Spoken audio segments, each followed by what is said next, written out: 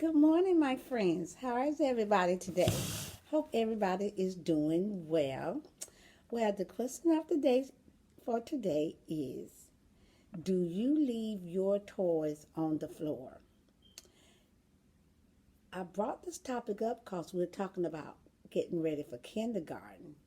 And I want you to still practice good housekeeping while you're home. So, do you leave your toys on the floor? So, I want you to send me your answers. Okay, let's do our I love you ritual. You remember what it was? It's Mary, Mary, extraordinary. Can you say that word? Mary, Mary, what? Extraordinary. Okay, so you're going to do your fist like this and one like this. If you have a parent, you can do it with them, remember? So it's Mary, Mary, extraordinary. How do your fingers grow? With fingernails and no tails and a high five to go. Let's do it again. Mary, Mary, extraordinary. How do your fingers grow? With fingernails and no tails and a high five to go. All right. Well, today I want you to ask Mom, do they have an egg carton or either an ice tray? And what I want you to do is get some small items. And I want you to put 5 in one little hole and 3 in one little hole. And I want you to let me know which one has more. I know you can do it. It don't have to be that you could come up, be creative. But show me that you can see something with 5 little items and 3 on the other one, and let me know what your answer is, which has more. Okay. Now, let's read our story for today. We're going to read Little Red Riding Hood. You like that book? Little Red Riding Hood. This is the front of the book, the back of the book, and the spine that holds the book together. Okay, this is our title page. And this book was written by Bonnie Dobkin, and the pictures were drawn by Sabindu Carmichael. Okay. Once upon a time, a little girl lived with her mother and brother in a small cottage by the edge of a forest. Her favorite piece of clothing was a heavy red cape with a soft, silky hood. She wore it so often that soon everyone called her Little Red Riding Hood.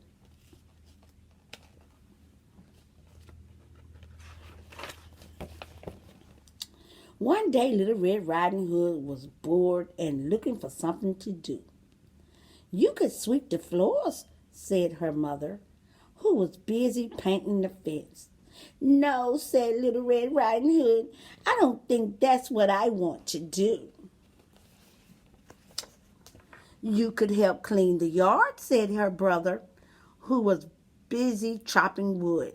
No, said Little Red Riding Hood, I know that isn't what I want to do. Then you could visit your grandmother, said her mother. You're old enough to go by yourself, and you haven't seen her for weeks. That's exactly what I want to do, said Little Red Riding Hood. Grandmother lives on the other side of the woods. It will be an adventure. Does she look happy? Little Red Riding Hood's mother packed a basket full of treats for the girl to take to her grandmother. Just remember, said her mother, the woods can be very dangerous. So, when you leave, please go straight to Grandma's house. And don't be late. She won't listen, said her brother. Yes, I will, said Little Red Riding Hood. Of course she will, said her mother. Oh, and dear, something else before you go. Only talk to those you know. She won't listen, said her brother. Yes, I will, said Little Red Riding Hood. Of course she will, said her mother. Oh, and one last thing, sweetheart.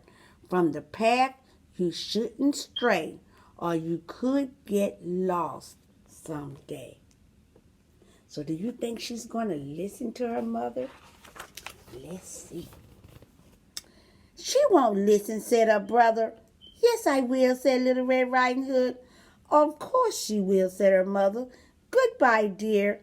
Give your grandmother a big hug for me. Yes, mother, said Little Red Riding Hood. Then she headed out the door, down the path, and into the forest. There was so much to see in the woods: a sleeping owl, a giant mushroom, an amazing spider web. Then Little Red Riding Hood remembered what her mother had said. When you leave, please go straight to Grandma's, and don't be late. But thought Red Riding Hood, Mother surely would want me to enjoy the forest. So she stopped and looked around. Is she doing what her mother told her to do? Let's see. Just then a dark shape stepped out from behind one of the trees. It was a wolf, and he was smiling a charming smile. Why, hello, little girl, said the wolf. Isn't this a lovely day? Little Red Riding Hood remembered what her mother had said. Something else before you go. Only talk to those you know. But, thought Red Riding Hood, he seems like such a friendly wolf. Mother surely wouldn't want me to be rude. Is he making wise decisions? Let's see. Hello, Mr. Wolf, said Little Red Riding Hood. Yes, it is a lovely day. And you seem to be such a delicious, by which I mean delightful child. The wolf's smile grew even bigger. What might your name be? Well, everyone calls me Little Red Riding Hood, said the girl. A splendid name, said the wolf. And where might you be headed, Little Red, if I may call you that? You may, said Little Red Riding Hood. I'm bringing my grandmother this basket of treats. She lives just on the other side of the forest. Should she be telling him that?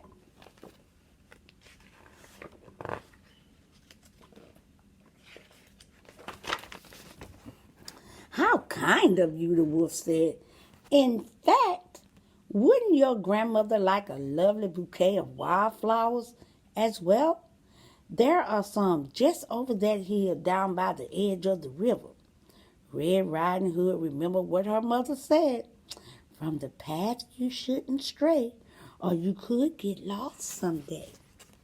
But, thought Red Riding Hood, Mother surely would want me to bring grandmother some flowers. That's a wonderful idea, Mr. Wolf. I'll pick some right away.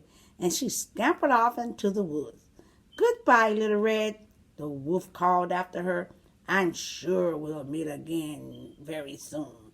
And then he whispered, by which I mean for lunch.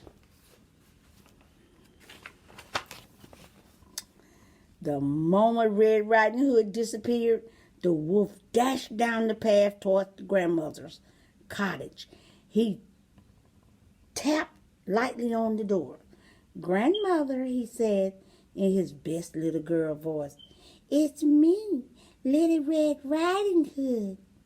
Little Red, really? How wonderful! Grandmother flung open the door. Wait, she said, you're not Red Riding Hood. Sadly, no, said the wolf, by which I mean goodbye. And he swallowed the grandmother in one big gulp. And now, said the wolf, patting his stomach, I'll wait for dessert. Who do you think he wants to be for dessert? Wow. Sometime later, Little Red Riding Hood came out of the woods. She was dirty and rumpled, and there were burrs in her hair. It was much harder to find the path again than I thought it would be, she said. She was surprised to find her grandmother's door wide open. She stepped inside. "Grandmother, are you home?" "Yes, dear," came a scratchy voice from the bedroom. "But I'm in bed. I'm afraid I have a nasty cold." Red Riding Hood followed the voice into the bedroom. The curtains were closed, and it was very dark. Grandmother was wearing a floppy nightcap, and the blanket was pulled up past her nose. Red Riding Hood moved toward the bed. Grandmother's eyes looked very odd. "Why, Grandmother," she said, "what big eyes you have." "The better to see you with, my dear. Come closer so I can give you a hug."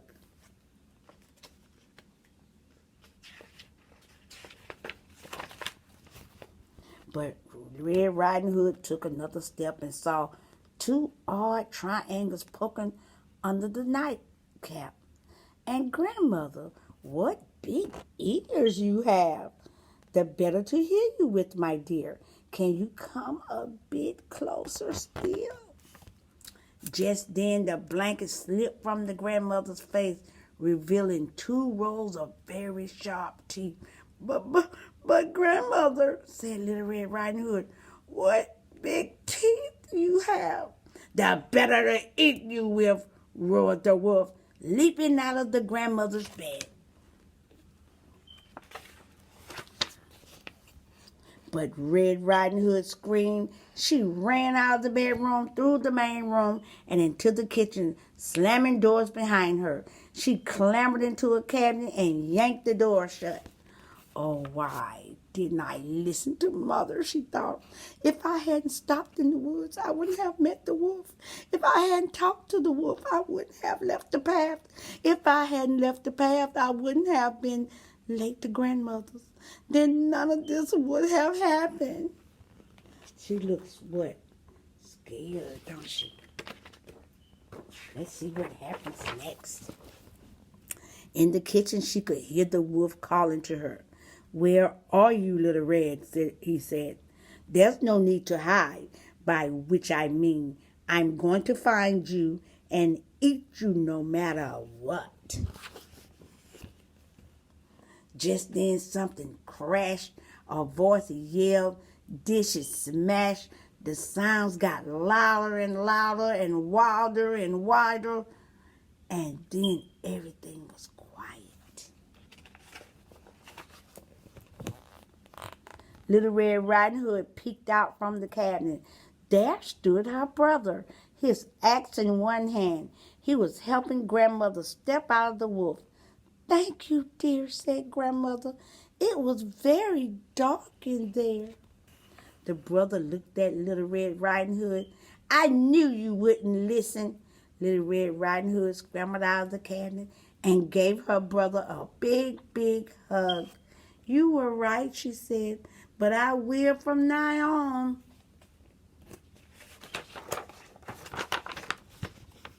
Then Red Riding Hood, her brother, and their grandmother all sat down together to eat the treats from the basket. The end. That was a great book. This was Little Red Riding Hood. I really enjoyed that book, and I know you will too. Okay, guys, I will see you all tomorrow. Love you.